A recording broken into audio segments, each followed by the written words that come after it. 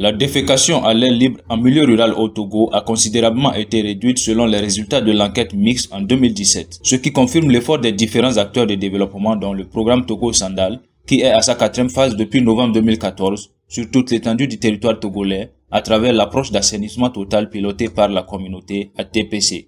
Dans la région des plateaux, le programme GSF couvre 5 préfectures dont Amou, Akebu, Danyi, Moyen Mono et Wawa.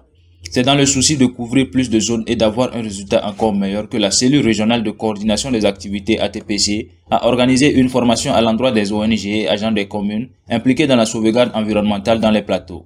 Cette rencontre a réuni pour 3 jours à compter du 18 au 20 novembre 2020 une vingtaine de personnes dans la salle de conférence des actions sociales à Atakwame, venues de différentes préfectures. L'objectif général de cette formation a été de renforcer les capacités des acteurs des communes et des ONG ou associations pour un accompagnement efficace des communautés en matière des thématiques de promotion de l'hygiène et de l'assainissement. Plus spécifiquement, il a s'agi de faire un déclenchement institutionnel des différents acteurs présents à la rencontre sur l'approche ATPC pour leur pleine adhésion au mouvement Togo Sandal, d'amener ces acteurs à se familiariser avec l'approche ATPC et les nouvelles thématiques en lien avec l'hygiène et assainissement afin de les amener à avoir des notions globales sur le paquet complet des bonnes pratiques de promotion de l'hygiène du milieu et l'assainissement de base, de partager avec les participants les expériences sur les technologies innovantes en matière d'hygiène et d'assainissement de base, de définir une stratégie commune d'intervention dans les communautés en termes d'hygiène, assainissement et la sauvegarde environnementale, d'élaborer une feuille de route d'intégration de la TPC dans le programme de développement communautaire des ONG ou associations et des communes. Vraiment,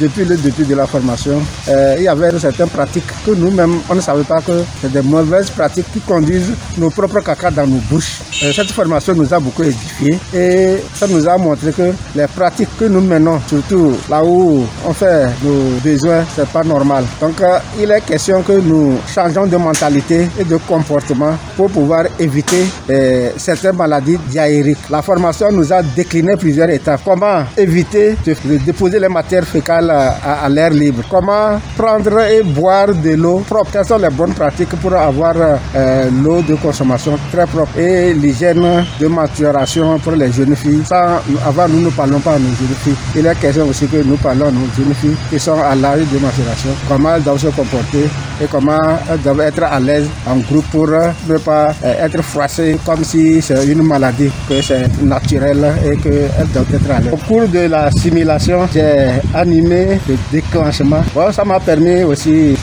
d'assimiler beaucoup de choses. À la fin de la simulation, j'ai eu des remarques que j'ai bien pris note qui vont me permettre de faciliter et d'amener des villages à être pédales. La méthodologie adoptée au cours de cette formation a été basée essentiellement sur des présentations en PowerPoint suivies des discussions, des partages d'expériences, des travaux de groupe suivis de plénières et des séances de simulation. À travers cette formation, les participants ont réalisé le risque qu'ils courent en déféquant à l'air libre et en buvant les eaux de rivières, de puits, de forages non profonds et de pluies souvent souillées de déchets fécaux. Qui va manger?